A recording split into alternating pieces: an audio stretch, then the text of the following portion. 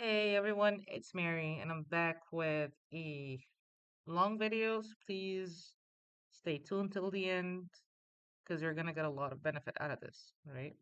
Also, I want to talk a little bit about the fact that I've been trying to implement different visual content, to keep you guys interested in what I'm delivering here and this channel.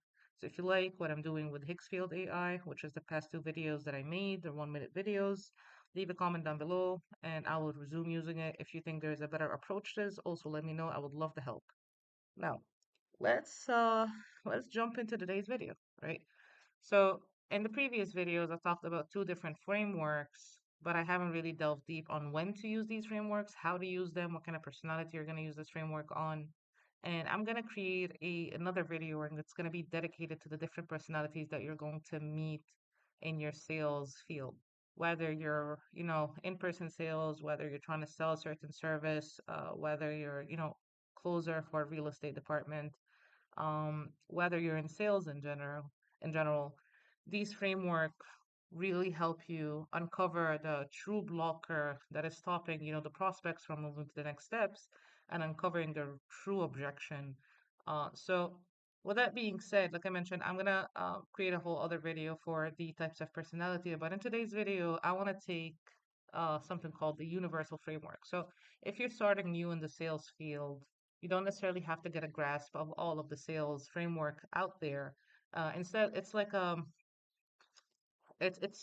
a matter of growth in your position, right? So as the more you're on the phone, the more you're trying to sell, the more you're going to gain experience and understand from the get-go what type of personality you're dealing with and how you're going to approach them and sorry, which framework works best for them. But if you're starting out, I highly recommend starting with the universal framework. It's going to help you a lot, especially to uncover the true blocker or the true objection behind the no and uh the note that the prospect states. Now, so the universal framework, and I call it Insolvo. Some of you are aware when I have a company, it's called Insolvo. So this is the universal Insolvo framework, but it's just the universal framework. Now, use this as the default operating system for most sales objection. It merges the strongest parts of LAER, AICPC, which is the two videos I have made, phone objection handling, consultative discovery, and moves to the next step to closing. Right. So first of all, pausing. Pausing is strength. Pausing is going to deflect any any heated situation with a prospect, any reaction from the prospect that's not good, any so pausing can be your strength over the phone. So learn when to pause, when to ask questions, when to listen, when to acknowledge, and when to move forward with the conversation. So again, pausing and being silent over the call doesn't make you a weak salesperson, doesn't make you lose a deal. In fact, I want to say, and this is a hypothetical number, but 90% of the prospects on the phone, they like to talk. So let them talk and pause. Listen carefully, right? And hey, put a smile on your face on the phone. I know that the prospect's not seeing you, but it's going to translate when you start talking and responding back to the prospect. So pausing, control tone, and prevent defensive reaction. So if they say anything, you feel like, as a salesperson, this person is definitely not going to move next or not going to take the next steps with me. So you start to feel agitated. Pause yourself, contain yourself, and remember to smile because if you feel agitated, it's going to translate over the phone. And you don't want that to happen because it could cause a miscommunication on the phone. So again, pausing is your strength. Now let's move to acknowledge, right? A lot of people don't understand the word acknowledge. They just understand the word acknowledge as, uh, for example, the owner is gonna tell you, well, uh, I want the market value price on Zillow. This is an example, right? So acknowledge doesn't mean, okay, I will give you the market value price on Zillow. No, that's absolutely wrong. Let's be clear about it. We're as an acquisitions, as lead managers, as cold callers, we're not going to give them the market value price. So don't give them the expectations that we're going to do that, right? So acknowledgement here doesn't mean giving them the confirmation of what they want. Acknowledging means you're going to use certain statements to show the prospect that you heard them. For example, if he says, "Well, I want the market value for Zillow on Zillow," right? Okay, I hear you.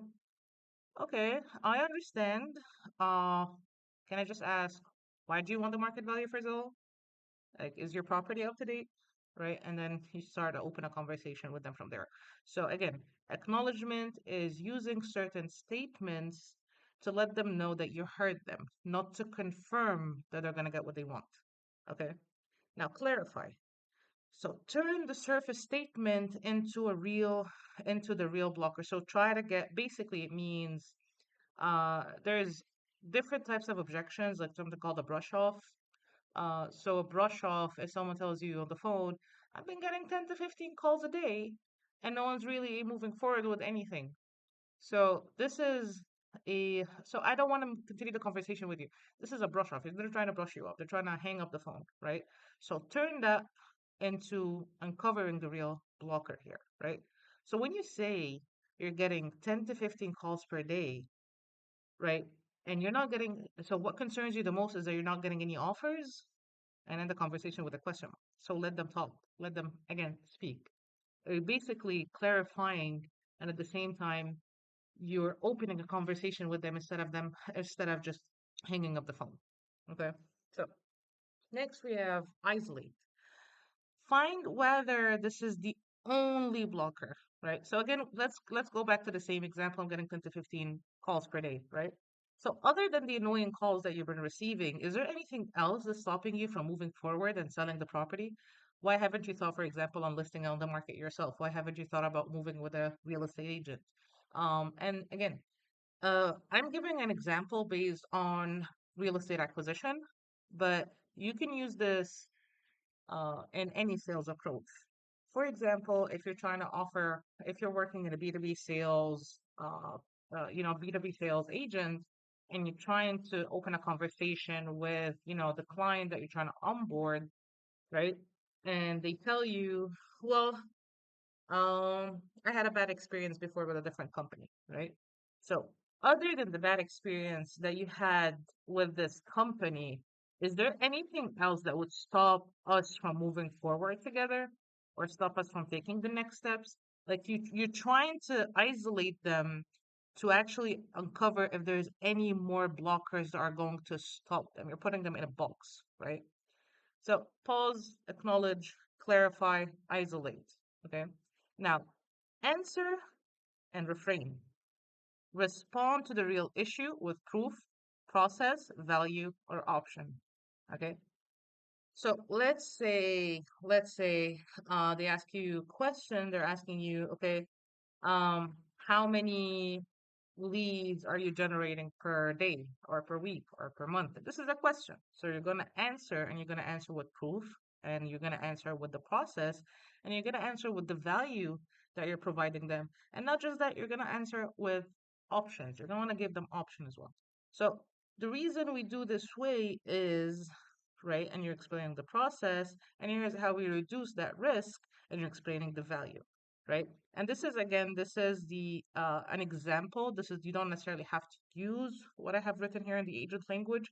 It's just an example to show you what I mean by answer, what I mean by proof, process, value, and options. Now, if we put that in a different scenario, if you put it in a real estate scenario, and the owner is asking you, okay, uh, if the owner has like this objection or has this issue that the fact that he already signed with a different buyer, and the buyer backed out last second from them, and now they're really hesitant on moving forward with you because they don't want to have the same bad experience again, and they ask you, what is your process? Again, very clear, right? A very clear question.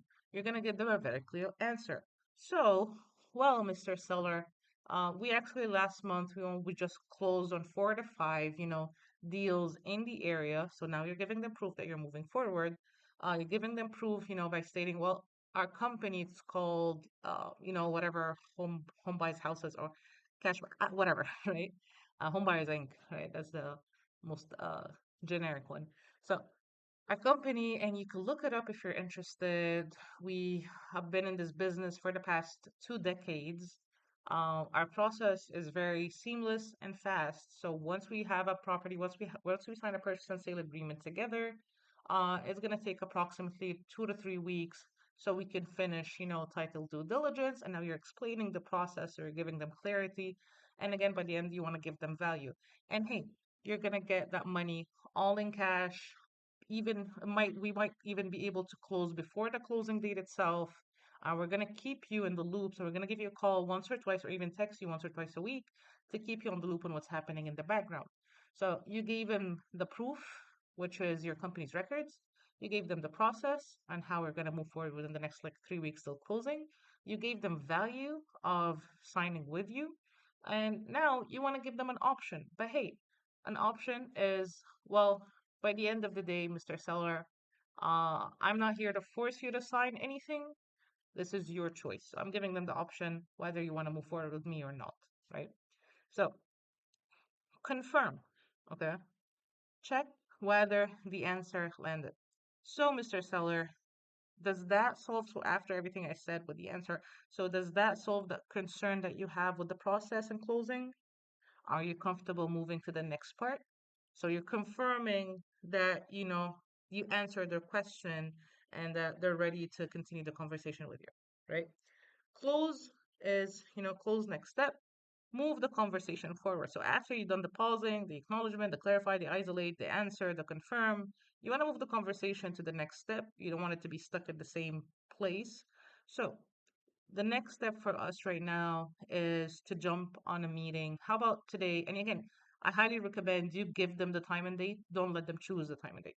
So how about I send you a contract right now on the phone since I'm with you. Do you have your mobile phone with you? Do you have like a computer you can in front of? I would like to go over the terms of the contract together. Or again, if it really depends on the sales process that you're in, so this is when it comes to real estate. When it comes to, let's say, B2B services, I'm basically just appointment setting here. So I'm gonna tell them, hey, uh, you know what? Let's jump in a meeting today at 3 p.m. Are you free at 3 p.m.? I would love to answer all of your questions with the team over a Google Meet, right? So you want to take the next steps. Now, uh, yeah, this is the universal framework. I don't have anything else to say. Thank you for listening to this 12-minute long video. And if you guys need any help, need any sales training, any sort of materials, feel free to um, mention me on our Discord server. Join our Discord server. You're gonna find a lot of materials that I'm dropping there, and you'll also find me available to answer all your questions. Thank you, and I hope you have a good day.